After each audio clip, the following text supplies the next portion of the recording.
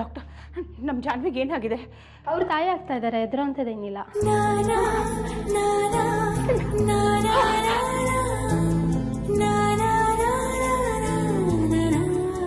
ಜಾನ್ವಿ, ನೀನ್ ತಾಯಿ ಆಗ್ತಿದ್ಯಾ ಅಂತ ನೀನು ನಿಮಗೆ ಗೊತ್ತಿಲ್ಲ ಡಾಕ್ಟರ್. ನೀವು ಎಷ್ಟು ಸಂತೋಷದ ಸುದ್ದಿ ಕೊಟ್ಟಿದ್ದೀರಾ ಅಂತ. ಬಾಪುಟ, ನಿಧಾನ ಬಾ ಜಾನ್ವಿ, ನಿಧಾನ ಬಾ, ಕೂತ್ಕೋ. ನನಗಂತೂ ಎಷ್ಟು ಸಂತೋಷ ಆಗ್ತಿದೆ ಗೊತ್ತಾ, ನನ್ನ ಕೈ ನಂಬೋಕೆ ಆಗ್ತಿಲ್ಲ.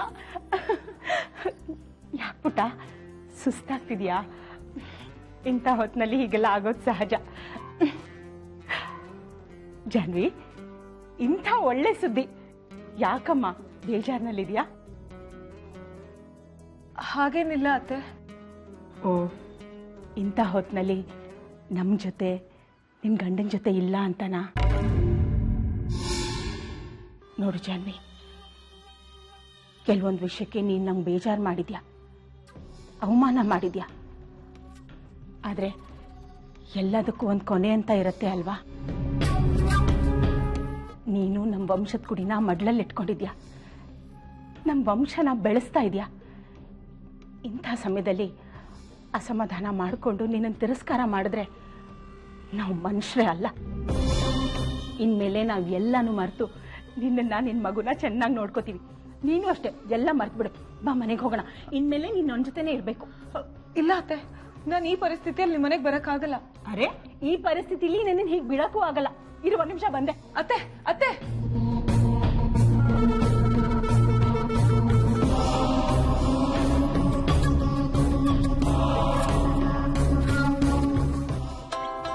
ಒಂದು ನಿಮಿಷ.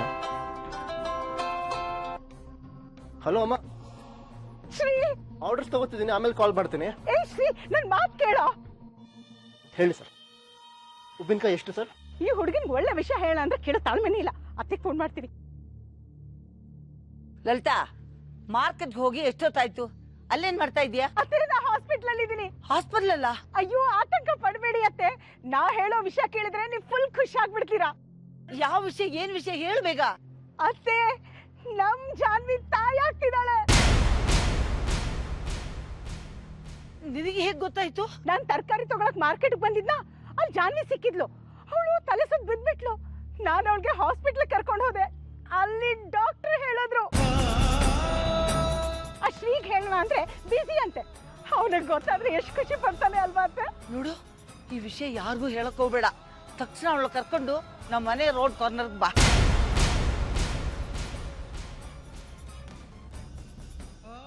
ಸರಿ ಅತ್ತೆ. ಅಯ್ಯೋ, ಜಾನ್ವಿ ಈ ವಿಷಯ ಯಾರಿಗೂ ಹೇಳ್ಬೇಡಿ ಅಂತ ಹೇಳಿದ್ಲು. ಅವಳೀಗ ಎಷ್ಟು ಬೇಜಾರು ಮಾಡ್ಕೊಂಡಿರ್ತಾಳೋ ಏನೋ.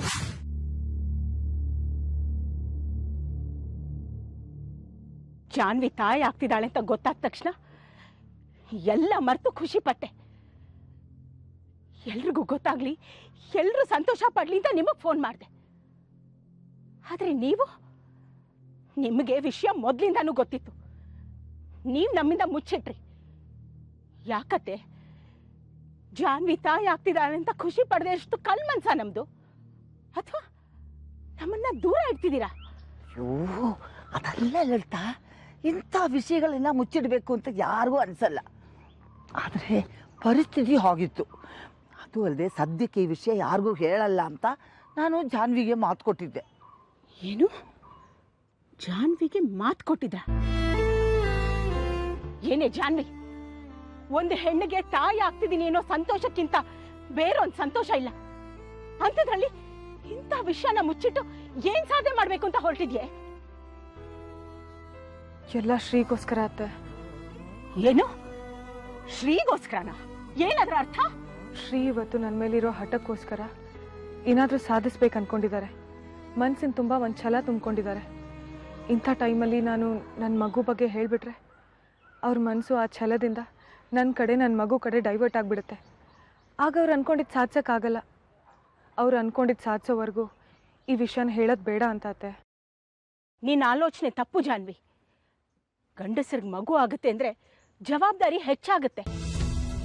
ಅಂಥದ್ರಲ್ಲಿ ನಮ್ಮ ಶ್ರೀ ಮೊದಲಿಂದನೂ ಜವಾಬ್ದಾರಿ ಇರೋಂಥ ಹುಡುಗ.